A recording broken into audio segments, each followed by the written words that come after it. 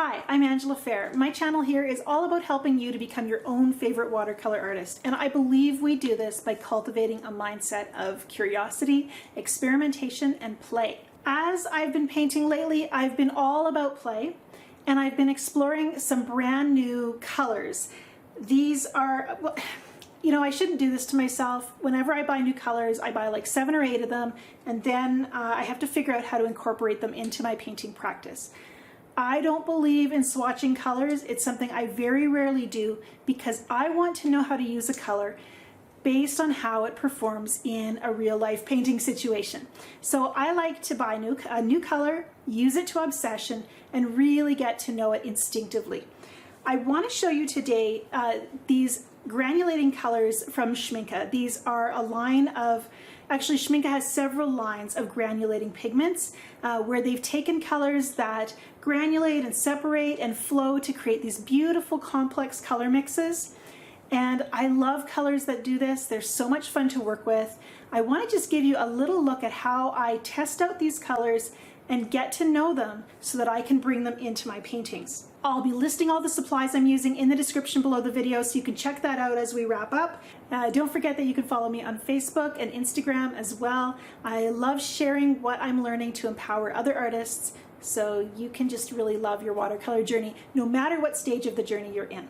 Now, most of the time when you see people trying out new colors, they like to swatch them. So they'll take a fairly pure saturation of the color, and they'll fill a little square. Sometimes they'll take that color and they'll paint it in full saturation, in about half saturation, and then quite diluted so they can compare. We're gonna work a little bit differently than that. What's really interesting is I have a tiny dot of dried pigment on my little plate here, and that dot of dried pigment will last me 10 times longer than this fresh pigment that I'm using right now. So it's one reason that I like to squeeze my paint into a palette well like this and let it dry, is I just get a longer lasting paint. I'm not rinsing so much away into my paint water. Each one of these other colors, they're called granulating colors, but right now they don't look very granulating at all, do they? And this is why I don't just swatch rectangular squares of color. And so this time we're going to grab that full strength of color. I'm going to grab as much of the paint as I can with my brush. We're going to start right up here at the top, and then I'm going to pick up some water with my brush and start drawing that color down, right down the page.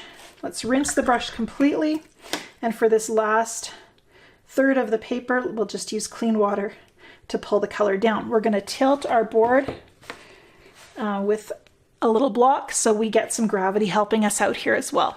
So this is the colors being drawn down the page, and you can see that this is where the granulating colors, the beauty of those granulating colors, starts to show up. We really see here in this top one, we really did see that rusty color coming through, but we see these beautiful colors starting to show. There's this warm glow here. Down at the bottom, there's little pools of color and pigment. That tells us about the paint qualities as well, which particles are heavier and will sink to the bottom, which ones kind of float to the top. The other thing you can do, and we're not done yet, is let's introduce some water and see how these bloom. And I've actually dripped on this one. So we already see the bloom starting to happen. This does bloom really easily, but touching a droplet of water up here, down here, letting those droplets kind of do their thing, that's going to teach us about these colors as well. And this is not scientific because we have different amounts of moisture. Here, this is basically dry, so we're not seeing it bloom much, but here where it's damp, it's blooming quite a bit more. But as you can see, we're really getting those textural effects. That's another quality of these granulating pigments. Swatches only go so far. Look at how flat these look in comparison to the versions with flow here. There's a big difference. So play with your colors, let them flow on the paper, and you're going to learn so much more than if you're just painting tiny little controlled squares off in a corner somewhere. So I really want to encourage you with that. Have some fun with your colors, get to know them through some play. Today I think let's play with the deep sea violet. And for this one, we're actually going to use simply deep sea violet. And we're actually going to get to know it right here on a sheet of paper with a paintbrush. And this time we're just going to play with this gorgeous color. I'm going to start with an intuitive brush. That's the best word for this. Handmade brush by Lebens and Paintbrushes. It's got a gorgeous kind of stroke that looks so organic to me and beautiful. Really a good pairing for pigments that are meant to do beautiful things organically. We're just going to introduce some water into that first seeking stroke and just start to bring some of that color out to play. I'm going to invite a little accident with some water. Just spray and let the color move on its own. That's something we didn't actually do to that level to create flow. And look at how lovely that is.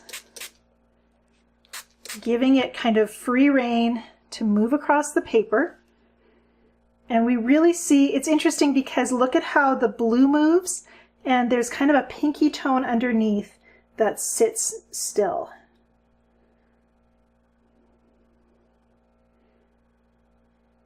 Full saturation, thicker pigment so it doesn't flow as easily.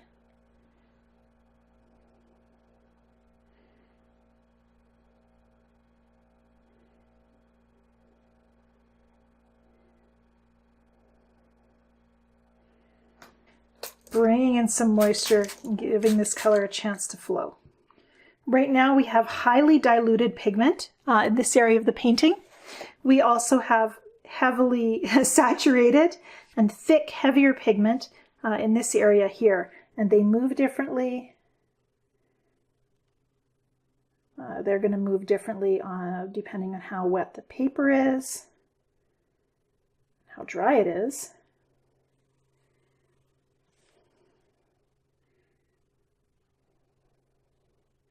It's a beautiful kind of indigo color on its own, just in full strength without any flow at all. But there's some lovely kind of shades of peach that are coming out as we let it move. Now here's the deal. I think I'm going to stop here, and I want to point out that I've just filled an entire piece of paper with one color, and it's absolutely stunning. It's not as efficient as painting little squares of a color, you know, on swatch sheets. But what I've gotten out of it is the chance to fall in love with this color in a way that I don't think I would have if I was working with those controlled little squares. You know, that's a very scientific, but I'm not scientific. I'm creative. And I want to be creative. I want to be artistic in my approach to color. I want to trust my heart and my instincts. I want to know instinctively and intuitively what a paint is going to do. And in order to do that, I have to really get some mileage out of it. And I can do that. I can fill a whole page with color and start to see those pigments want to move. The deep sea violet, absolutely beautiful. And I just love the beauty that I'm seeing here. It's going to keep doing beautiful things as it dries. I'm going to add a few droplets of water and bring out some texture there with those droplets, and just be thankful for this beautiful color and the way it brought some play into my studio practice today. If you thought these colors looked intriguing, go check them out. Buy one or two and see how they play for you. I always find that adding a new color can really shake me up out of a rut if I feel like my painting practice has gotten a little bit stale and I need something to kind of light me up and get me going again. Trying a new color really does that for me. I love sharing what I've learned in watercolor, tips to inspire other artists and help you become your own favorite artist. Like this video, subscribe to my channel, and I'll make sure to share something to inspire you again sometime soon.